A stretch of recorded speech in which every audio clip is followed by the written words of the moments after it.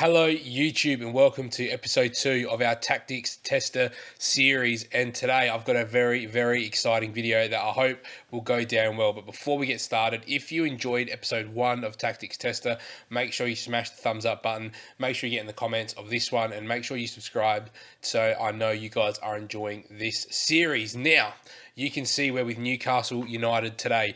Big club in England. If I go to our competitions and have a look at the season preview, Newcastle are predicted to finish in 8th. But we know in real life that is not the case. They are struggling. They do have money on this game. But what I'm going to be doing today is I'm going to be testing the best tactic on FM, according to Zealand's video from the other day. And I want to see, can Newcastle survive, number one, but also surpass our season preview using this tactic. I've been playing around with it with the Manchester United save and a save offline with Arsenal, and it scores goals for fun.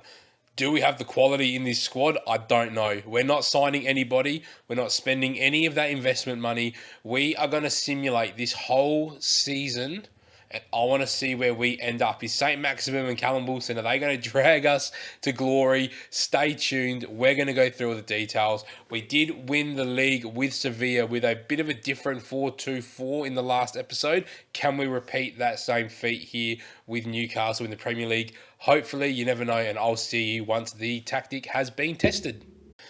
Welcome back, YouTube. It is time to go through our tactics test here with Newcastle. So before I really break down, this was the team. And one thing I want to emphasize is when you're using roles such as roaming playmakers and double ball playing defenders, and obviously the inverted wing backs as well, I think we may have struggled potentially because of the quality of the team. But that doesn't shy away from what I think was still a successful season with Newcastle United. Now, in real life, they're sitting in 19th position. As you can see up the top end, we finished in 13th.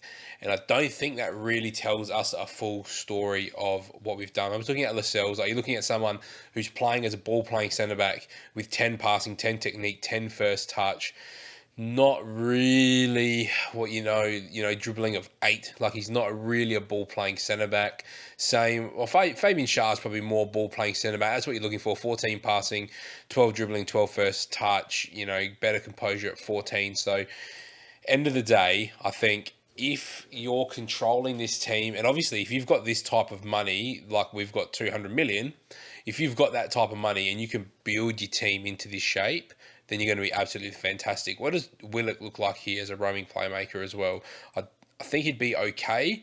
He's got the physical stats. He just needs that positioning. He's actually a really good roaming playmaker for us in this shape as well. And you can see by his stats, in 37 games, he was only able to contribute to 5 goals. So let's have a quick look at the competition. So we did finish in 13th, but it's not dreadful because end of the day we're 2 points off 11th, we're 3 points off 10th, and there's a gap there to 9th. And what I'm going to show you can see here in our schedule is that things sort of fell apart towards the end of the season. So you can see January wasn't fantastic.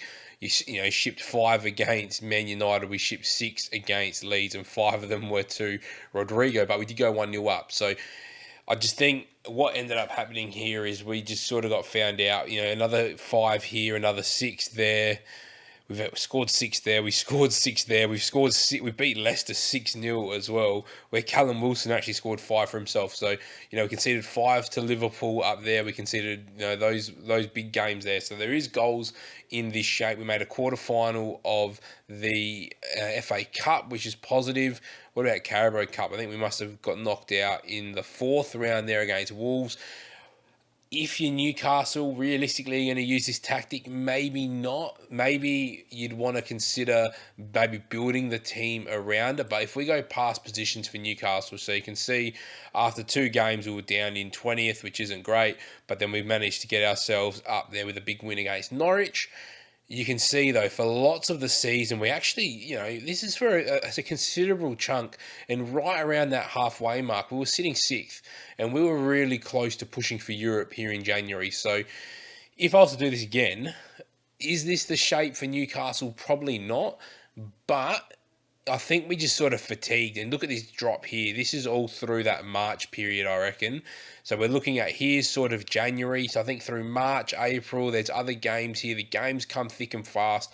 We didn't have the squad, and ultimately we really fell away very quickly. So from 5 games, we went from 9th to 13th in those last 5 games. So we really were there. If you're a top 10 finish with Newcastle season 1 with no signings, I think you take that.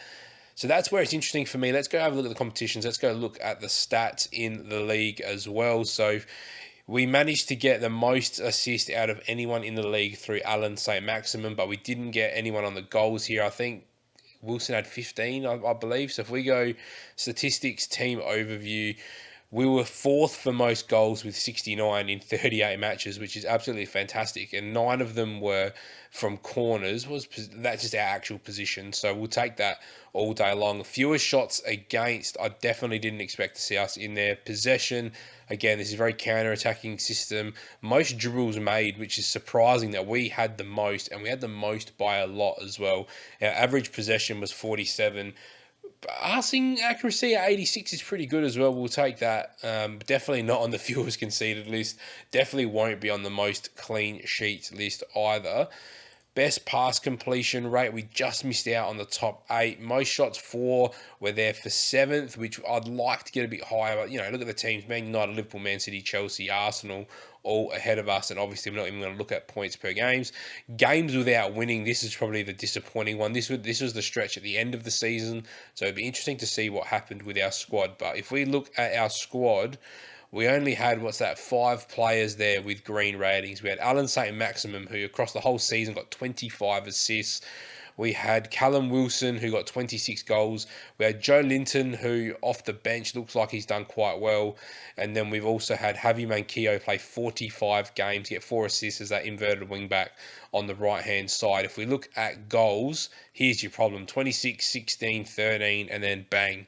So we didn't have contributors for goals, and assists was exactly the same. Alan St. Maximin, the only double-digit assist maker on the team. So if I was to do this again, maybe I would reevaluate the shape or how aggressive we are. Because look, we're pressing high, we're using the offside trap, we're trying to play, good football here. We're high tempo, but have we got the players to contribute? I was skeptical about Dwight Gale's abilities, and in the league, 29 appearances, 14 goals, actually isn't too bad from Dwight Gale. We'll take 14 league goals out of him when Callum Wilson's played 27 and scored 15. So I think Dwight Gale has actually surprised me a little bit in this run. And then we've got Joe Linton with 12. So we've got goals there. The wingers aren't meant to get us much. Almiron, disappointing, to be honest. I thought maybe as a winger he'd give us a little bit more with that pace and that dribbling, but it is what it is. If you have enjoyed this episode, make sure you like, comment, and subscribe so you can see more Tactics Testers. Make sure you jump involved and get involved with the new Building a Nation as well, with the Artists and Greece, and also the Glory Hunter where we're at Manchester United. So let me know in the comments as well what tactics you'd like me to test out, and I'll see you very, very soon for another Tactics Tester.